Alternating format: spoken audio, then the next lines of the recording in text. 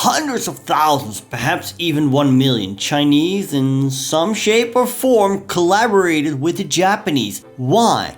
From the moment Japan launched its full-scale invasion of China in 1937, its troops acted barbarically. Most notorious was the 1937 Nanking massacre, in which the Japanese troops massacred countless Chinese civilians and POWs. So how come there were Chinese who collaborated with Japan? Keep watching.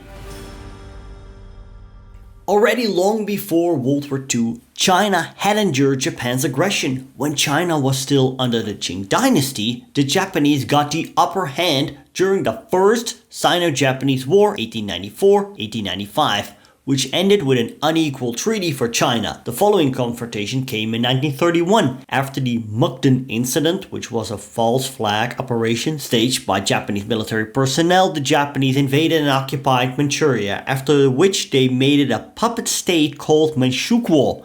And this brings me to the most well-known collaborator, the deposed Chinese emperor Puyi, who became the emperor of Manchukuo. In reality, he possessed little autonomy and was in fact a puppet ruler of Japan. After the Qing dynasty fell in 1912, Puyi lived on as a powerless figure. When the Japanese seized Manchuria in 1931, they promised him a return to imperial status. Puyi believed Japan would restore him as a legitimate monarch, but in reality he was tightly controlled by the Kwantung Army, Japan's army in Manchuria. His decisions were supervised and Manchukuo functioned as a Japanese colony. Still, for Puyi, collaboration seemed preferable to obscurity or political irrelevance. In the first years of Japanese occupation, the Japanese exercised control in a relatively light-handed way, yet opposition and any sign of dissent was met with brute force. By allowing pre-existing local structures of control to continue, the Japanese were able to save resources. Local Chinese elites who cooperated with the Japanese knew little about the school of thought within the Kwantung Army and had actively encouraged the use of collaborators to prove that Manchukuo was a real cooperative enterprise between the Japanese and Chinese locals. Yet the collaborative bargain that the latter were offered, allowing them to continue life largely as before, proved tempting to many and made more abstract ideological commitments such as nationalism irrelevant. Collaborating with Japan was thus pragmatism trumping nationalism. A full-scale Japanese invasion would follow in 1937 after the Marco Polo Bridge incident had taken place. The conflict, named the Second Sino-Japanese War, would later merge into the Second World War, as Japan widened its operations to Southeast Asia. When the Japanese attack on China commenced in 1937, Japanese fought for the coastal city of Shanghai. This battle lasted many bloody months. The capture of the city opened the road to the then capital of China, Nanking or Nanjing. It was there where the Chinese bore the brunt of Japanese wartime barbarity. During the 1937 Nanjing massacre, hundreds and thousands of Chinese civilians and POWs were murdered and many women became victims of abuse.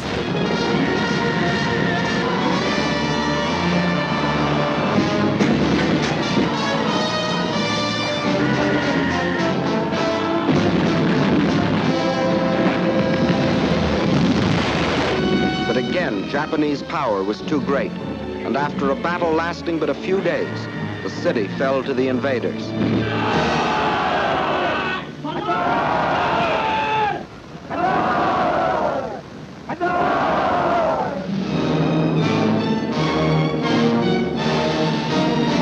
In their occupation of Nanking, the Japs again outdid themselves in barbarism. The helpless populace was trapped by the city walls and could not flee. The Japanese soldiers went berserk. They raped and tortured. They killed and butchered. Interesting enough is that the former Chinese capital would become the center of a Japanese puppet state. Here we see another main Chinese collaborator entering the scene, Wang Jingwei. He would be the head of the collaborationist Chinese government in Nanjing called the national government of the Chinese Republic. The Japanese government made it official by recognizing it as the government of China on the 30th of November 1940. Wang Jingwei was a nationalist who had worked with nationalist leader Chiang Kai-shek. See, the Japanese invasion interrupted another conflict that was going on in China at that time, the Chinese Civil War. This was a prolonged struggle for power in China between the Communist Party of China, CCP, and the Nationalist Party, Kuomintang, or KMT, that kicked off in 1929. The conflict was interrupted when both the Nationalists and the Communists united to fight the invading Japanese forces. Wang Jingwei had a long and hostile rivalry with Chiang Kai-shek. In 1929, 2 years after Chiang broke with the Chinese Communists, Wang advocated for renewing ties with the Soviets, promoting a populist domestic agenda centered on peasants and workers, reorganizing the Nationalist Party along democratic lines, and pursuing an anti-imperialist foreign policy.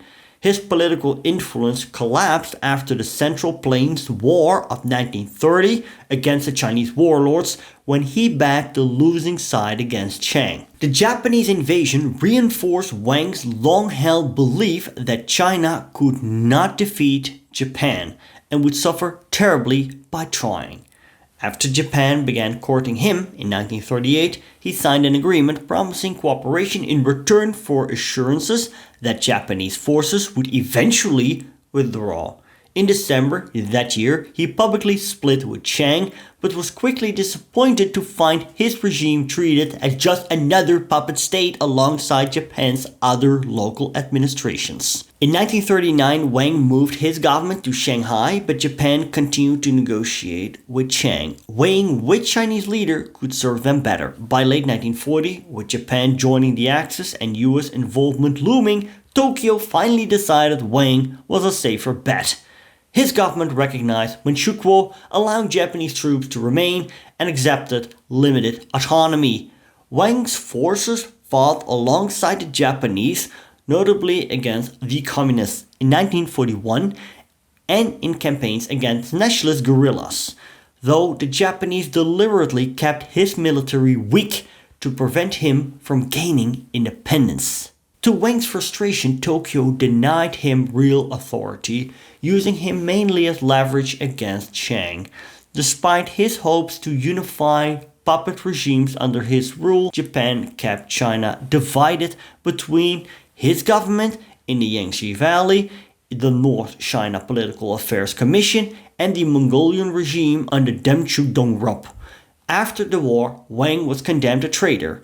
Yet, his choices reflected the painful dilemmas Chinese leaders faced: resist and risk national devastation, or collaborate in hopes of preserving stability. He miscalculated, trusting Japan to honor promises it never intended to keep.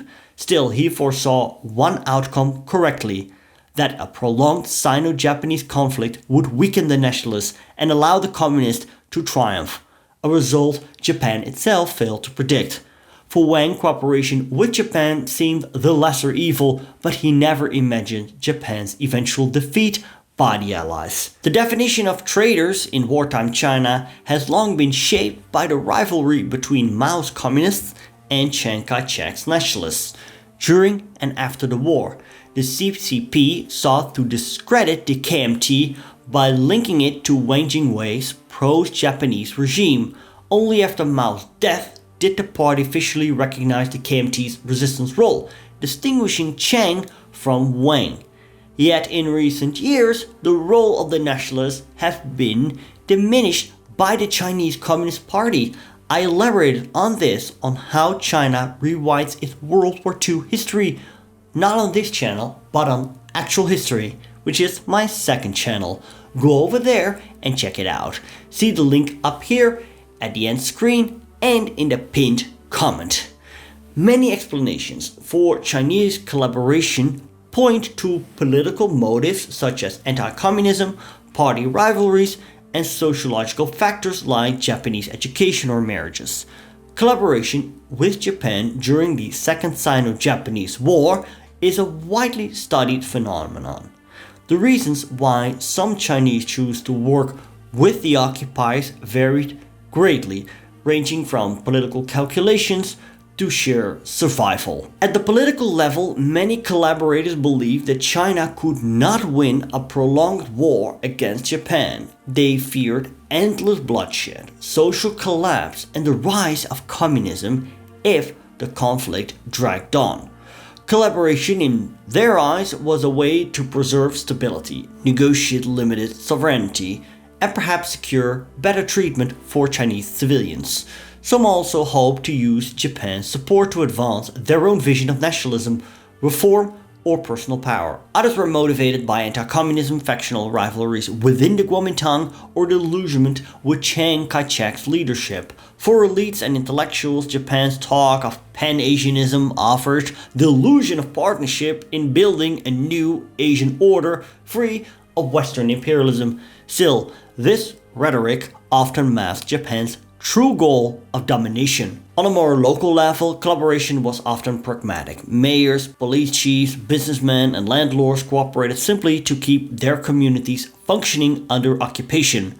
Joining or tolerating puppet administrations could protect family wealth, maintain social order, or secure access to scarce resources.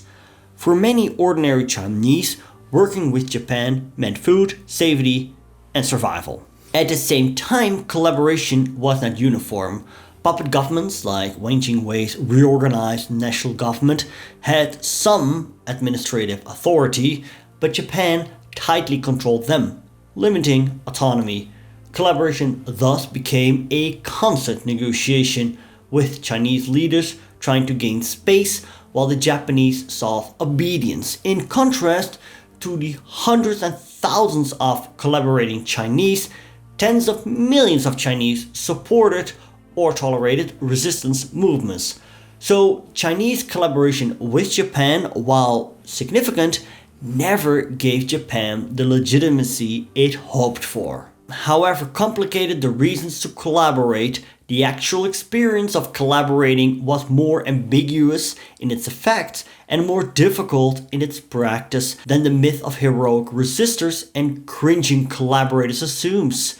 Who could know at the beginning that the occupation state would not outlast Japan's defeat by one day, and that 4 years after that defeat it would be replaced by a communist state for which the costs of elite collaboration with the Japanese, the nationalists, or even itself would run even higher. Please do check out my second channel, Actual History, and learn about Russian collaboration in World War II by clicking here.